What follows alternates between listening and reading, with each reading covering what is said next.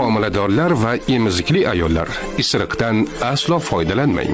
An'anaviy tibbiyot vositalari dori-darmonlarga nisbatan zararsiz degan fikr bor. Ko'plab homilador ayollar bolaga zarar bermaslikka harakat qilib, xalq tabobatidan foydalanishni afzal ko'rishadi. Bu har doim ham to'g'ri emas. Ibn Sino o'zining Tibb qonunlari asarida isiriqdan homiladorlar va emizikli ayollar aslo foydalanmasliklari haqida alohida ta'kidlagan. Uning tarkibidagi garmalin miya va markaziy asab tizimiga juda kuchli sedativ ta'sir ko'rsatib, abortga olib kelishi mumkin. Peganin va garmin moddalari bachadon mushaklarini bo'shashtirib, tutqanoq chaqiradi. Albatta yuqori konsentratsiyada. Bu har bir odam uchun individualdir. Ayrimlarda past, ayrimlarda esa yuqori konsentratsiyada yuzaga kelishi mumkin.